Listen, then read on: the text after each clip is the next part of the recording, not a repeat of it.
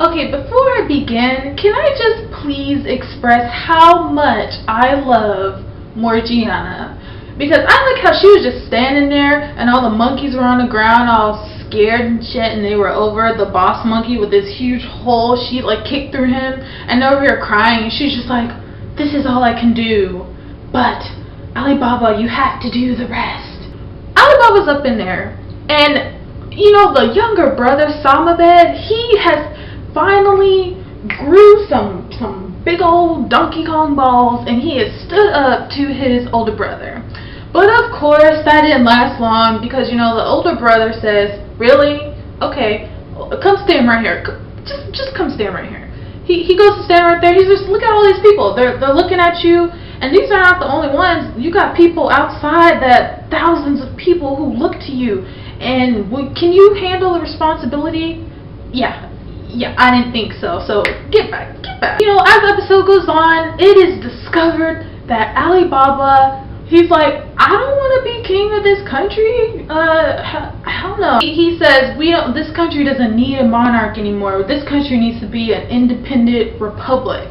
They need to govern themselves, and anybody needs to be able to run and have a fair chance, no matter what status or no matter who you are, where you came from. You should have a fair chance as everybody else.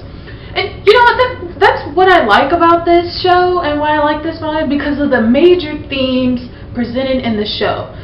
Themes of oppression, themes of slavery, themes of poor people struggles, overcoming adversity, and just succeeding and achieving your goals. If you just see how Alibaba went from being, first he went from being this young kid, grew up, he felt like he abandoned the country, caused chaos and whatnot. Then he felt like he couldn't confront Amabed, and then he tells Sinbad, hey, you know, I can't do this, I can't be king, you know. And at first he's like, I can't be king because I'm kind of scared and I don't feel like I should lead people. But then he goes on to say, I can't be king because I don't think I deserve to be king, and I think these people need to be ruled by themselves. Aladdin, he's still, you know, passed out, and Jafar and everybody surrounding him, and the Rook have become so gathered in one place and strong that regular people are now being able to see them.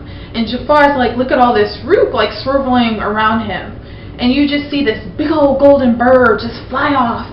And then over where Judal is, he's being healed by Koigoku Ren's assistant, and you see the black Rook just kind of swirling around him, and it flies off as well. Can we talk a minute about Ren and how hilarious she is? When she went in there and she was hearing all the commotion and the arguing and fighting, and she was like, okay, I'm about to get married, I gotta do this mission, and I gotta sign the agreement and whatnot. She didn't know what Amabed looks like. When she went up in there and she's like, huh, where is the king I'm supposed to marry? And Amabed's like, here I am, here, and you know, he's on the ground, you know. And she was like this, and she was looking at him, you know, this is her fan, you know. And she was like this, and the screen stayed on her for a good like 10 seconds. Do you want to know what she was thinking? I could tell you exactly what she was thinking. Hell no. But outside she's like, huh, I see. Okay. She's just so funny, and she's gonna be, of course she's gonna be an important character later on. But she's like one of those characters where at first you kind of don't like her, but then you like her because she's just so hilarious accidentally, not even purposely. She's just hilarious accidentally. Her personality is just like super funny. Can we also talk about Alibaba's speech? His speech was great. I liked the speech. And then, you know, I did wonder, how did they hear him, you know, from all the way up there? You got thousands of people, and he must be projecting really loud, but, yeah, you know, that's besides the point. I really liked his speech, and it was very uplifting. You saw people who at first, when they thought about becoming a monarch, you know, they're so used to being ruled by someone, that thought of, you know, being on your own and being free kind of scary and intimidating. If you think about Morgiana, she was a slave her whole life, and when she became free, it was like she didn't know what to do with herself. It's owning yourself and doing things for yourself is a weird concept. Just whenever Alibaba mentioned that, you just saw some people go like, wow, govern ourselves? Oh, that's pretty scary. Which, you can understand in that point of view, because it's intimidating, it's scary. I mean, where do you even begin? So you then see, you just see good old Cassim. Cassim and the fog troop come from behind.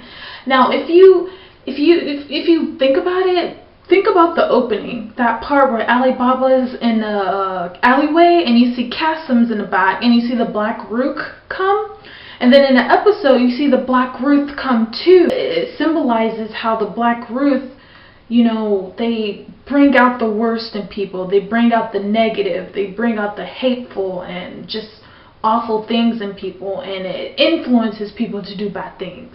And that's not good.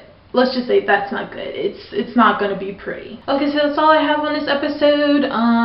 For the most part, I did like it. I liked Alibaba's speech and how he was able to persuade Ren. I thought that was the most suspenseful part of the episode, was him talking to her, because it was like a ping pong match between I can't do it. Well, I want you to forget about it. Well, ooh. And because she likes Sinbad, of course, that also played a part in it too, which I thought was kind of funny. I mean, you can't get mad at this girl. She's just too hilarious. She's just too funny. But yeah, that's all I have on this episode. Comment, like, subscribe, and I will talk to you guys later.